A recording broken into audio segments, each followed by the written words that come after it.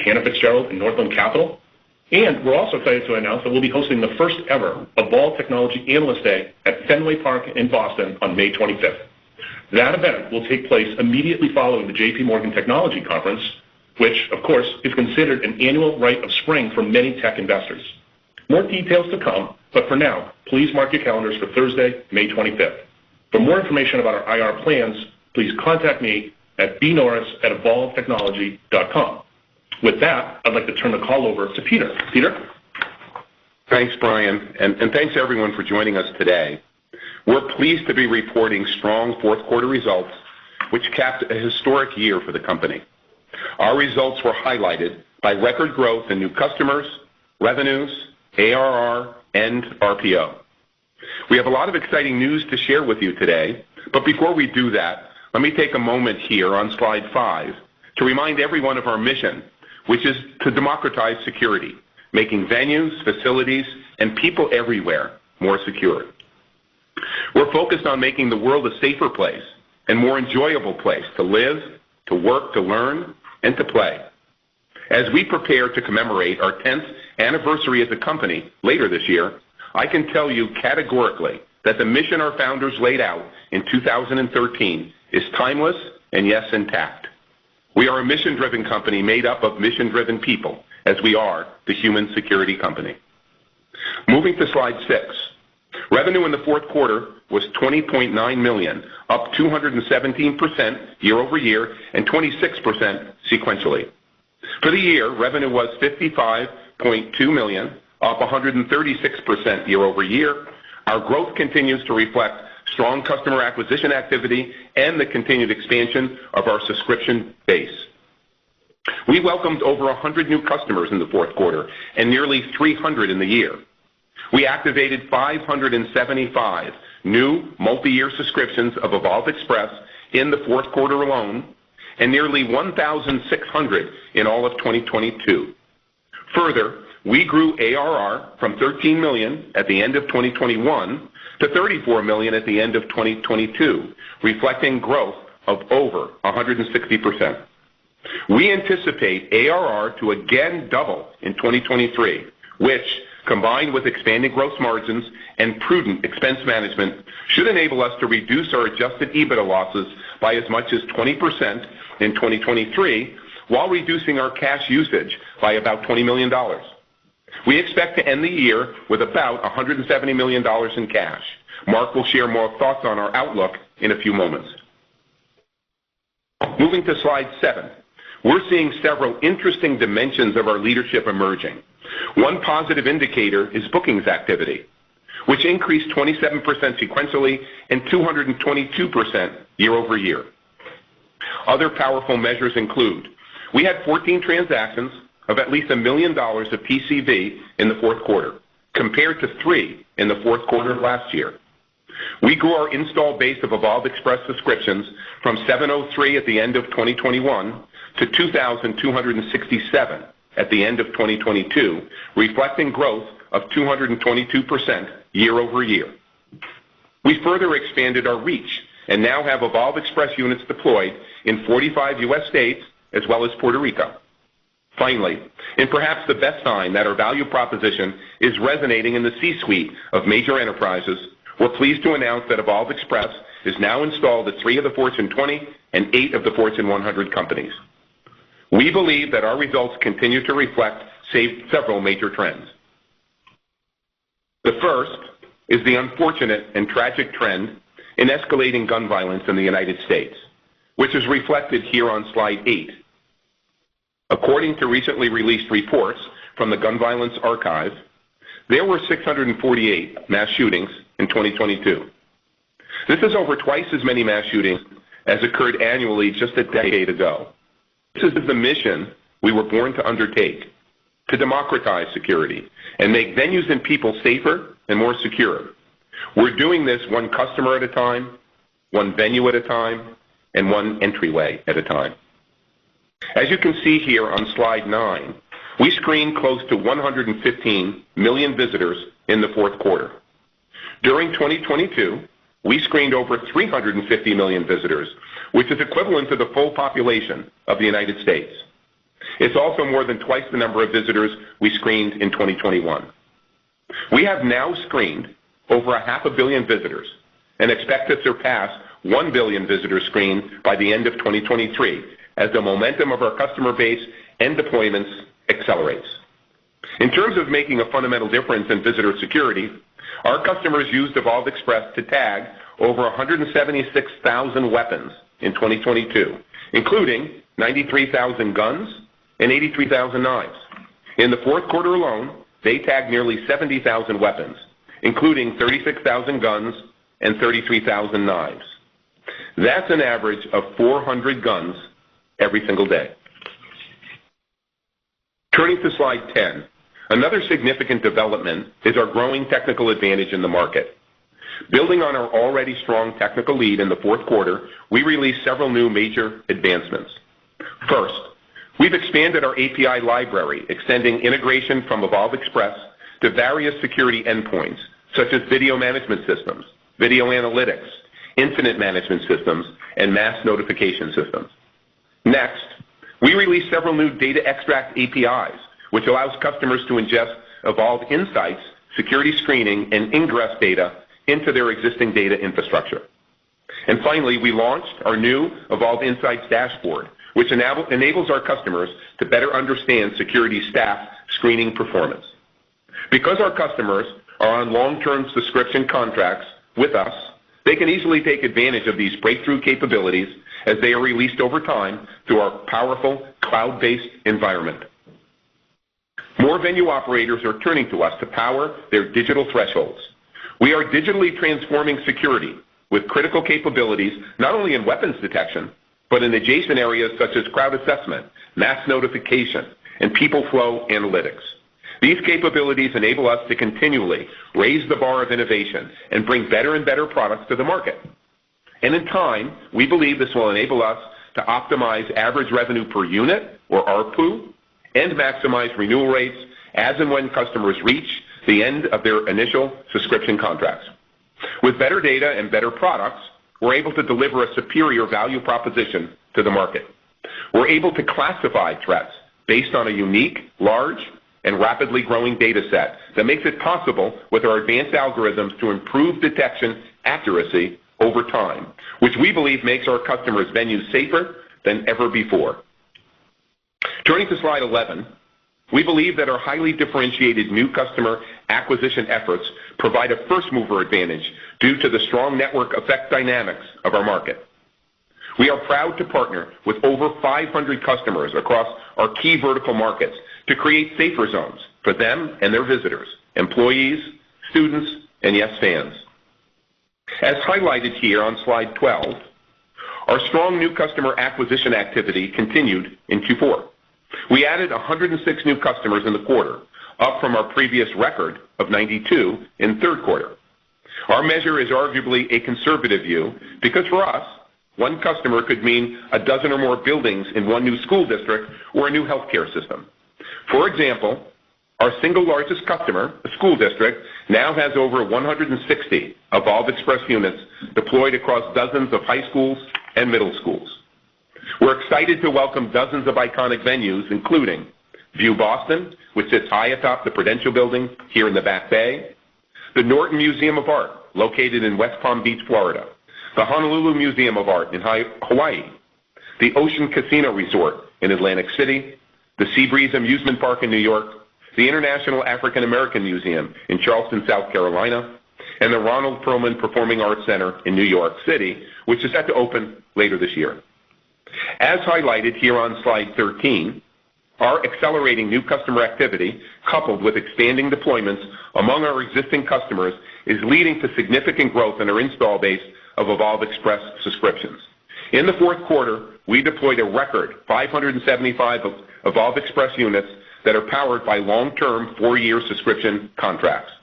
We now have over 2,200 Evolv Express units deployed. Moving to slide 14, we have seen and expect to continue to see momentum with our channel partners, which helps us extend our reach to certain geographies and vertical markets, primarily in healthcare and education. Over 65% of our sales activity came from or through a channel partner in 2022, We expect to continue to see strong activity with Johnson Controls, the newly formed Securitas Technology, and Motorola Solutions, as well as dozens of other regional partners like Alliance Technology Group and Stone Security. These relationships will be central to our plans to scale over time. Turning to slide 15, we remain well-positioned in the major vertical markets that have been among the earliest adopters of our technology, specifically education, healthcare, and professional sports. The education market remains exceptionally large, with nearly 130,000 schools across the nation, half of which are middle schools and high schools. Gun violence in schools remains a top issue for district leadership, school administrators, parents, teachers, and students. The tragic news is that 1,676 children under the age of 18 were killed by gun violence in 2022. That's 5 of our children every day. Unfortunately, that rate has increased here in 2023. The Center for Disease Control and Prevention reports that firearm-related injuries have now surpassed motor vehicle accidents and has become the leading cause of death among children and adolescents. Add to this the number of children that sustain non-fatal injuries and the escalating anxiety levels among young people, and the pain and emotional damage that is being created is likely to be felt for generations to come. We're on a mission to improve the safety of young people, and for us that starts with students and their schools. This continues to be our number one end market. We partner with our customers to create safer zones in over 400 school buildings, up from 200 at the end of the third quarter.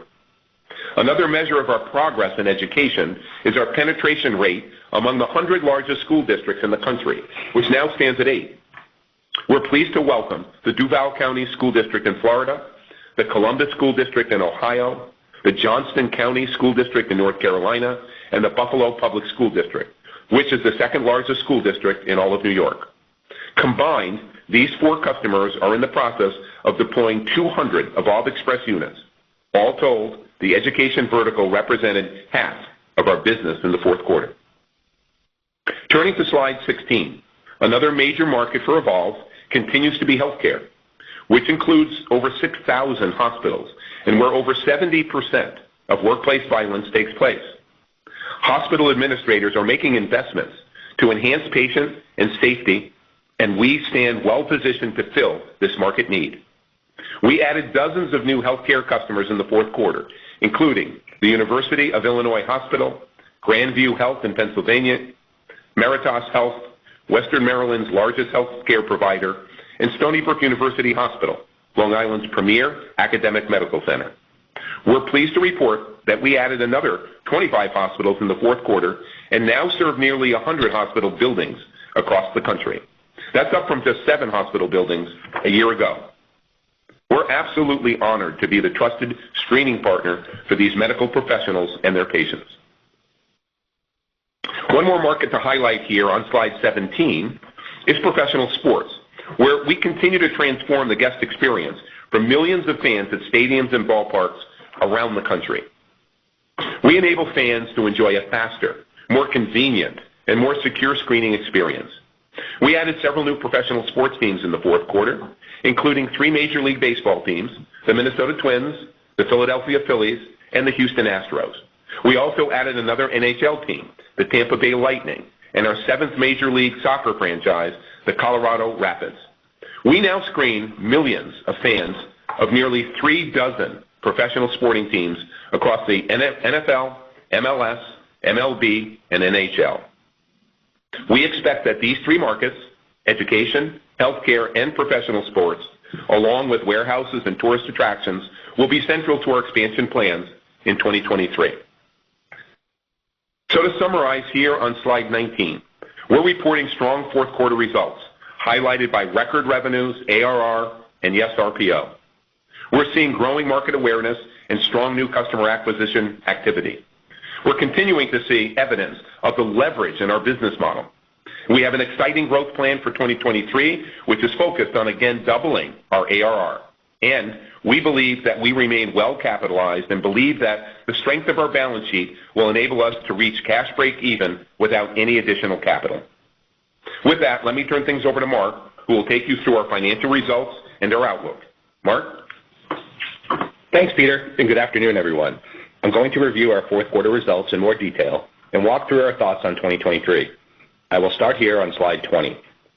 As Peter mentioned, total revenue was $20.9 million, up 217% year over year and 26% sequentially.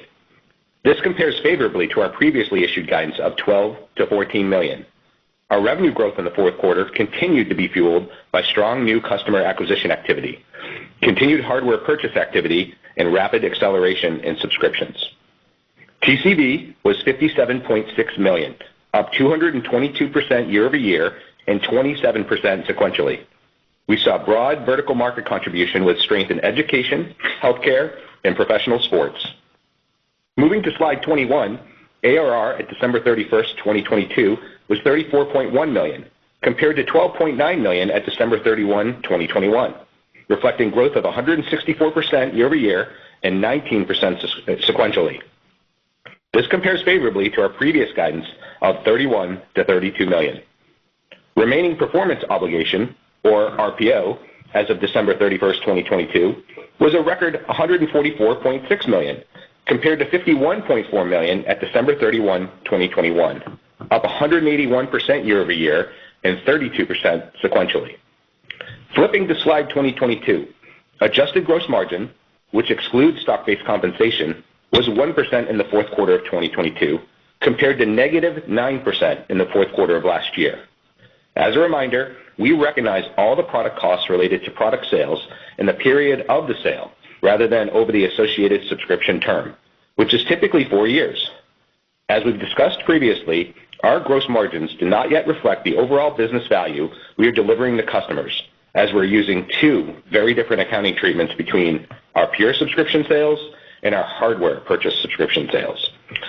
As a reminder, since August of last year, we have been transitioning more of the pipeline and opportunities to a pure subscription structure. As we continue this shift and we continue to engineer product costs down, we expect overall gross margins to continue to expand. Adjusted operating expenses, which exclude stock-based compensation, loss on impairments of lease equipment, and certain other one-time expenses, were flat sequentially at $19.7 million, compared to $19.8 million in the third quarter of 2022 and $15.7 million in the fourth quarter of last year. The increase year over year primarily reflects headcount growth across the business, particularly in revenue-generating positions and in research and development. We exited the quarter with 225 employees, compared to 214 employees at September 30, 2022. For context, we added approximately 12 employees in the back half of 2022, primarily in sales and support. We expect to continue to moderate headcount growth in 2023. Net loss was $28.1 million, compared to net income of $4.8 million in the fourth quarter of last year. As a reminder, net income in the year-ago period was significantly impacted by one-time non-cash valuation benefits. Adjusted loss, which excludes stock-based compensation, non-cash charges, and other one-time items, was $18.1 million, compared to $16.3 million in the fourth quarter of last year. Adjusted EBITDA, which excludes stock-based compensation and other one-time items, was negative $17.8 million, compared to negative $15.2 million in the fourth quarter of last year. This loss was slightly higher than anticipated due to a higher blend of purchase subscription versus pure subscription sales. Turning to the balance sheet, we ended the quarter with $230 million in cash and cash equivalents, an increase of $11 million sequentially. Let me take a moment to walk through the major elements of our change in cash from the third quarter. First, we had a net loss of $28.1 million in Q4, which resulted in a net use of cash from operating activities of about $5.3 million. We used about $3.9 million for the purchase of property, plant, and equipment, primarily for express units deployed at our customers. We used $9 million to extinguish the final piece of long-term debt, which was a holdover from our pre-IPO days. All of this was more than offset by a $30 million drawdown we completed under our new non-dilutive financing program implemented in the fourth quarter with Silicon Valley Bank. The drawdown was equal to all of the cash we had previously deployed in the preceding 7 quarters to support our pure subscription model business. Going forward, we expect the program will enable us to effectively offset any cash used to support hardware assets for our pure subscription model.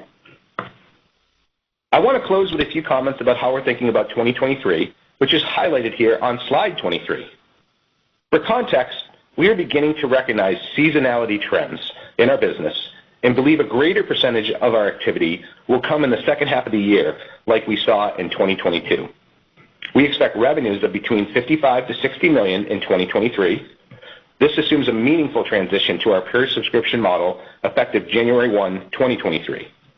As a reminder, in 2022, almost 60% of our revenue and about 65% of our unit bookings was related to our pure subscription model, which requires us to accelerate the hardware revenue recognition and 100% of the related product cost. These dynamics have historically disguised the full-term gross profit of our customer transactions. Our plan is to minimize these types of transactions going forward. That said, we're looking at innovative ways that venue operators could own Evolv Express units without placing the typical timing-related burden on our gross margins. More to come on that once we explore further. Using the same purchase subscription to pure subscription revenue mix in 2022 that we are currently estimating for 2023, our total revenues would have been approximately $30 million, rather than the $55 million we delivered last year. So our goal of delivering $55 to $60 million in revenue in 2023 would have reflected growth of approximately 90%, rather than what appears to be about 10% growth. Further, we did not make the subscription transition in 2023, and our purchase to pure subscription revenue mix in 2023 was consistent with what we had in 22. Our outlook for total revenues in 23 would have been more in the range of about $115 to $120 million, reflecting growth of over 100%. The net effect is that 2023 becomes a bit of an odd comp year, but we believe that the transition to more subscription sets up for high quality, high margin, and highly predictable revenue growth going forward. We expect to end 2023 with ARR of between $65 to $70 million, compared to $34 million at the end of the year 2022, effectively doubling our recurring revenue this year. We expect gross margins to improve throughout 2023 and are currently modeling between 30 to 35% for the full year. This reflects the benefits associated with the across-the-board price increases we implemented effective January 1st and an overall improvement in product subscription mix. We will continue to carefully manage expense growth and leverage the investments we made over the last 2 years. Of the hiring that we intend to do this year, we expect more than half to be customer-facing, revenue-generating roles. We expect to reduce our adjusted EBITDA losses in 2023 by about 20% year over year to approximately $55 million. Finally, we expect to exit the year with cash in the range of $165 to $175 million. With our new non-dilutive financing program in place, investors should expect that our cash usage will be closely aligned to our adjusted EBITDA. So in summary, we had a strong fourth quarter, which capped a historic year of growth for the company. We expect to invest appropriately in the business where we see opportunities and remain excited about our long-term prospects. And with that, I'll turn the call back over to Brian. Thank you, Mark. At this time, I'd like to turn the call back over to our friends at AT&T to open up the call for Q&A. Again, we're going to ask participants to limit themselves to one question and one follow-up. Thank you. Ladies and gentlemen, if you wish to ask a question, please press 1, then 0 on your telephone keypad. You may withdraw your question at any time by repeating the 1-0 command. If you are using a speakerphone, please pick up the handset before pressing the numbers. Once again, if you have a question, you may press 1, then 0 at this time. We'll go to the line of Mike Lattimore with Northland Capital. Please go ahead. Great, thanks. Yeah, good afternoon.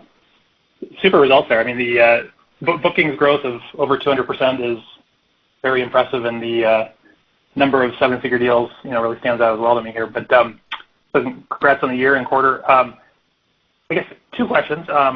If you think about the SaaS for the subscription business, I think you said it was 55% of bookings, I believe, in 2022. And how are you thinking about that as a percent of bookings this year? Mike, this is Mark Donohue. We're really trying to shift the business, our hardware-enabled SaaS business, to subscription. So I would expect that the subscription side of our business will be a pretty heavy number. We made comments in the script about starting to move away from selling hardware. But no matter what, whether the hardware is rented through us or bought through a third party in the future, we'll always be recognizing that subscription. So I would expect the subscription line to start to grow substantially and move towards 80% plus of our business going forward. Yeah. Got it. And then on the last quarter you talked about kind of redesigning the hardware. Can you just kind of give a little bit of update on that in terms of timing and what kind of cost changes you might see there? Sure. Hey, Mike, it's Peter. We're spending this year doing a cost reduction plan. We call it 2.0, our next generation product, that will be available in early 2024.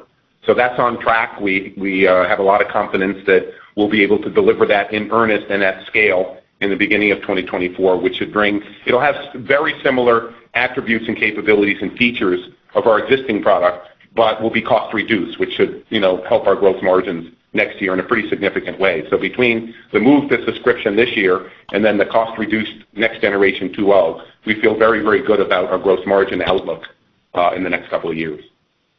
Yeah. Okay. Excellent. Well, thanks very much. Congrats again. Thanks, Mike. Thanks, Mike. Thank you. Next, we'll go to the line of Shaul Ayal with TD Cowen. Please go ahead. Hey, guys. This is Hugh on for Shaul. Congrats on a strong quarter. Thank you. Thank you. First for Peter, you guys talked about, I think you said 3 of the Fortune 28 and the Fortune 100. Can you tell me, how's that discussion progressing? Has it changed in light of the uncertain economy? Are the motivations changing because of the economy, or is it just still being primarily or solely driven by the sort of the increasing number of mass shootings we're seeing? Yeah, I think the combination of the anxiety and mass shootings that continue to be prevalent everywhere. In the month of January, Hugh, there were 30 days in January and 48 mass shootings in the United States. In California alone, in a 6-day period, or a 13-day period, there were 6 mass shootings. So it's becoming, a daily event in such a sad way that I think that's driving CEOs at major enterprises and every executive to think first about the safety of their employees and the safety of their people. And that's, encouraging them to make decisions with Evolv to keep their employees or get their employees back to work in the office in a hybrid model or fully, but know that when they come back to work, they're going to be safe. So workplace violence is a big issue, and we can certainly help with our technology and our people. Okay.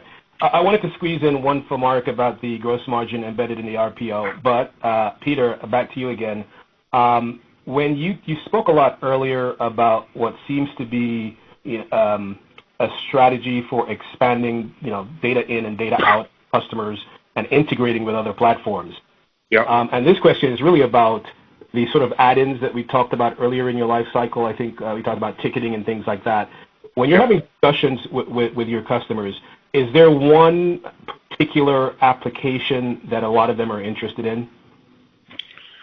There are several that come up, and a lot of the infrastructure actually is already there.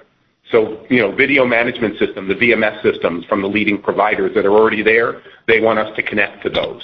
Access control systems, turnstiles, badge readers, they want us to connect to those systems. Video analytics systems for outdoor detection of weapons. As you know, we can find concealed weapons, but connecting to companies that are doing video analytics for gun detection so we can see somebody who's drawing a gun outside of a building is something that they want us to connect to. So, in addition to biometrics and ticketing that we've talked about before, there's a high desire to connect the security infrastructure to give companies and security people situational awareness that they just didn't have before. So those are the 3 or 4 areas that we're integrating with our key customers. Thanks, Peter. Great. In your question on RPO, Hugh, for the quarter we're at the 144.6 level. That represents the unbilled activity on both deployed and undeployed units over the next 3+ years. Some of this is pure subscription, and some of it is the back end software portion of hardware that we've already brought together. So when you look at the combination of those two things, we have analyzed that the margins sitting within that number are about 65% plus right now that we'll recognize over the next 3 years. Great. Thank you, Mark. No problem. Thank you. Thank you. Thank you. Next, we'll go to the line of Brett Knoblauch with Cantor Fitzgerald. Please go ahead. Hi, guys. Thanks for taking my question, and congrats on the quarter and strong finish to the year.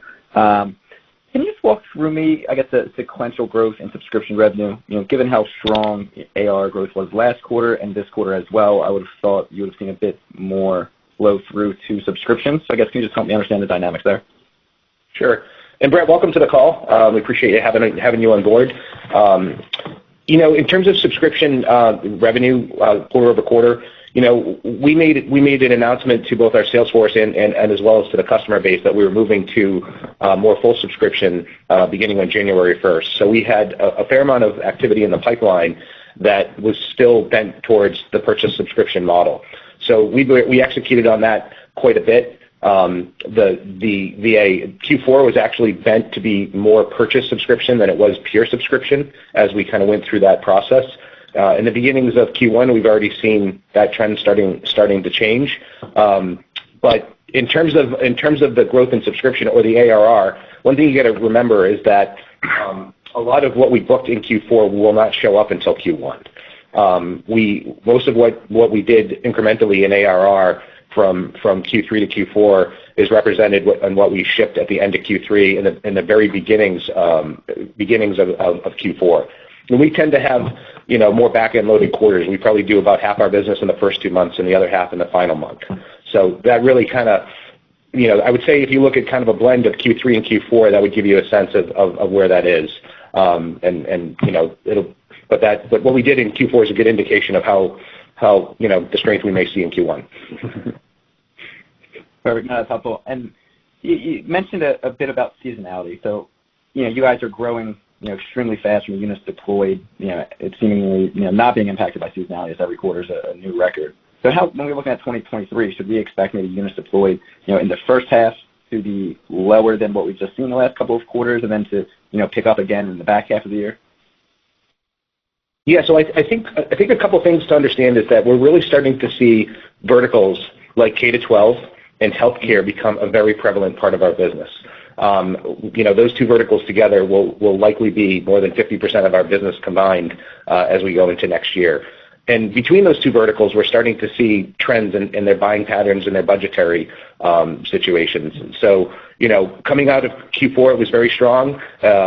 When we look back at last year and some of the trends we're seeing early in this year, we see a strong pipeline, but actually getting past the goal line, we think will be stronger in the second half than it is in the first half in totality. Perfect. Thank you, guys. Really appreciate it. Thank you, Brett. Thanks, Brett. Thank you. And as a reminder, if you wish to ask a question, please press 1, then 0 at this time. Next, we'll go to the line of Brian Rutenberg with Imperial Capital. Please go ahead. Yes, thank you very much. First of all, question on cash on the year and your fiscal 23 guidance. It's 165 to 175. Is that assuming any debt? Is that a net cash number? You ended the quarter just trying to understand your balance sheet where it is right now. With cash and some debt, roughly $20 million of debt. Maybe you can walk me through that a little bit, where you expect your cash debt balance for 23. Yeah, Brian, it will be that number will be our cash figure. We'll obviously have a little bit more debt that comes on. As we start to ship the subscription business, especially the pure subscription business, as we buy that asset, we'll take out more debt throughout the year. We're probably heading in the range of another 10 to 20 million in debt, depending on how much volume comes through that purchasing methodology. The cash number we're showing you is the pure cash number, not the net cash number. So you could do the math on the balance sheet for that. Okay, perfect. Thank you very much for that color. And then in terms of guidance, in terms of revenue, can you give us any? I know this has been asked a little bit, but it seems like a lot of growth is going to happen in subscription. Can you give us a little breakdown of your guidance between product revenue, subscription, and service? Because it looks like it's a very different mix in 2023 versus 2022. I think you're right to say that mix will be quite different. I would say what will really happen in the early parts of the year, let's say the first half of the year, you'll see the product number continue to be relevant, especially in Q1, and then start to dissipate throughout the year. I don't think our product revenue will ever go to zero. We'll always be selling some element of product through, but our focus, and like I think I said to one of the other gentlemen on the call, is to really push that subscription line. So going forward, we are either going to be selling pure subscription, which gets recognized in that pure subscription line of the 3 lines on the P&L, or we're going to be selling the subscription that goes along with hardware that's likely to be purchased through a distributor, which will also go through that line. So I think as you model things throughout the year, you should probably think about putting the subscription number up higher and higher as a percentage. And I would say over the next 18 to 24 months, we're probably going to try to achieve 80% subscription during that period. Okay, then as a follow-up to that, just trying to model first quarter, should it look something similar to fourth quarter, or should we see a big drop in terms of product? Because product was much higher than I anticipated in that fourth quarter. Yeah, I think product will continue to be a pretty prevalent number in Q1, mostly because we continued to take orders as we exited the year, and we're continuing to deploy orders out of our backlog. So while I don't think the number will be quite as high, it will be a meaningful number in Q1 and start to really decline Q2 forward. Okay, very good. Thank you and then also the services revenue, then typically when you have high product revenue, you also have high services revenue. It should be also, is that a good logic, or is there something I'm missing there? The services revenue, just remember that we took the hardware revenue as part of a deal, and that happens one time. For all the hardware purchase orders that we've done, which you're seeing the recurring nature of in the service line, we'll continue to see that. We also have a little bit of revenue in the service line that happens due to installations and things of that nature. But again, as we go through this, I think what you'll start to see is that we'll move towards, I would say, the subscription line being about 80%, and the services line being 15 to 20% with some points in product over the long term. Great. Thank you very much. Thank you. I have no further questions in queue. We'll turn the call back over to Peter George for closing comments. All right. Thank you very much. Look, everyone, thanks so much for joining us. We had a historic year in 2022, capped by an amazing Q4 where we set records in revenue and ARR and RPO. Because we have this amazing sensor platform, our growing awareness in major cities is making us ubiquitous in places. If you go to New York or Nashville or Atlanta or Chicago, you'll see us in ballparks, in museums, in schools, and tourist sites. And that has a force multiplying effect when people experience going through the system. It's very helpful for us. So we're continuing to get awareness in the market that's really, really valuable. We're getting tremendous leverage in our business model this year. In fact, we grew revenue twice as fast as we grew expenses. We're excited about 2023 and our growth plans to double ARR. And then finally, as we mentioned, our balance sheet, we're well capitalized and feel very strong about exiting the year with a lot of cash on our balance sheet. So thank you all for joining us. Remember, our Analyst Day on May 25th will be at the iconic Fenway Park. We'd love to have you all there, and thank you for joining us today.